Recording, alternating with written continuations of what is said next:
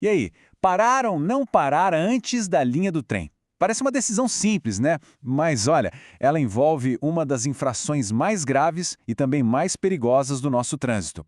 Hoje, a gente vai mergulhar fundo e desvendar todos os detalhes do artigo 212. Olá, você está no canal Os Federais do Ensino, Papo de Trânsito, e o papo de hoje é sobre uma infração de trânsito muito séria. Isso mesmo, a gente vai decifrar direitinho o que o Código de Trânsito Brasileiro diz, entender as penalidades e, o que é mais importante, descobrir o porquê, a razão fundamental que existe por trás dessa lei. Pensa aí rapidinho. Será que todo mundo sabe exatamente quando é obrigatório parar? Mesmo quando não tem cancela nem sinal luminoso piscando? Pois é justamente essa dúvida que a gente vai tirar limpo agora.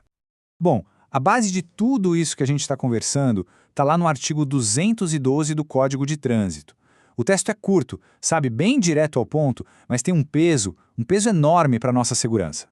Olha só o que diz a lei, é bem claro: deixar de parar o veículo antes de transpor linha férrea. Simples assim, sem rodeios. E atenção, não é só diminuir a velocidade, dar aquela olhadinha e seguir, não. A lei exige a parada total, a imobilização completa do veículo. Tá, mas e aí? E se essa regra não for seguida?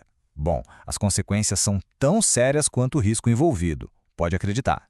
Vamos dar uma olhada no que acontece com quem ignora essa parada. Primeiro de tudo, vamos entender a gravidade dessa infração. O Código de Trânsito tem aqueles 4 níveis, né? Leve, média, grave, e essa aqui fica lá no topo da lista.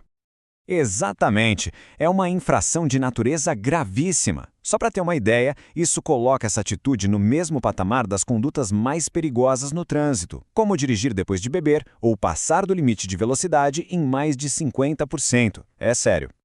E claro, como toda infração gravíssima, ela vem com um presente nada agradável. Uma pontuação bem pesada na carteira de habilitação. 7 pontos. É isso mesmo. 7 é o máximo de pontos que uma única infração pode gerar. Isso já dá uma boa noção do quanto quem fez a lei considerou essa atitude perigosa, né? E para completar, tem a consequência que mexe no bolso. A penalidade para quem comete essa infração é multa, e o valor, claro, acompanha a gravidade da coisa. Certo, mas como é que a multa acontece na prática? Como a fiscalização age? Existem uns detalhes técnicos aqui que são bem importantes e que todo motorista deveria saber. Vamos dar uma olhada nesses pontos. O código de enquadramento é o 609-20. O infrator, sempre o condutor.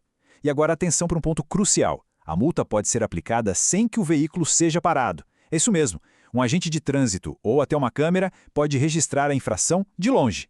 Ah, e um detalhe. Apesar de ser extremamente perigoso, isso não chega a ser considerado crime de trânsito. Ok, agora a gente chega numa parte que é fundamental para não ter confusão. Porque a aplicação do artigo 212 tem um cenário bem específico, sabe? Vamos entender esses detalhes. Então essa regra do artigo 212, essa de ter que parar, se aplica especificamente naqueles cruzamentos que não têm cancela, nem barreira, nem semáforo. É aquela famosa passagem de nível mais simples, sem nenhum tipo de sinalização automática. Aí vem a pergunta, né? E se tiver um semáforo? Ou uma placa de pare bem ali no cruzamento com a linha do trem? A regra muda? A resposta é sim, muda completamente. Fica de olho. Olha que interessante essa distinção. Se o motorista não para num cruzamento sem sinalização nenhuma, a infração é essa que a gente está vendo, do artigo 212. Agora, se no local tem um semáforo no vermelho ou uma placa de pare e mesmo assim a pessoa não para, aí a infração é outra. É o artigo 208. São códigos e situações completamente diferentes para fiscalização. E claro, para ninguém ser pego de surpresa, a sinalização de trânsito avisa antes.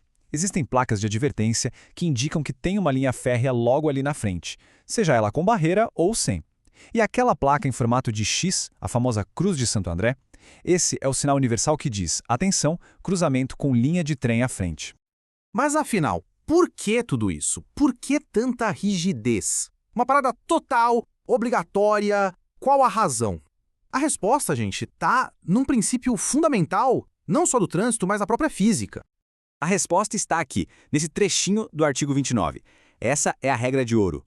Os veículos que se deslocam sobre trilhos terão preferência de passagem sobre os demais. Ou seja, a preferência é sempre, sempre, sempre do trem. Não tem exceção. Ponto final. E isso aqui explica tudo, né? É a pura lógica por trás da lei. Pensa só, um trem, ainda mais carregado, pode precisar de mais de 1 quilômetro para conseguir parar. 1 quilômetro! Ele não tem como frear de uma vez, e muito menos desviar. Então, de quem é a responsabilidade pela segurança nesse cruzamento? É 100% do motorista do carro, da moto, do caminhão. Então o ponto principal é esse. Entender o porquê das regras faz toda a diferença. Torna a gente motoristas mais conscientes, mais seguros. Aquela parada na linha do trem não é só para fugir de uma multa pesada, não. É, acima de tudo, um ato de autopreservação, de cuidado com a própria vida, baseado em leis da física que simplesmente não dá para ignorar. Federais do Ensino, um papo melhor para um mundo melhor. Produzido por J. Nascimento. Se você gostou deste conteúdo, deixe seu like e siga as nossas redes sociais federais do ensino @papodetrânsito @gmail.com.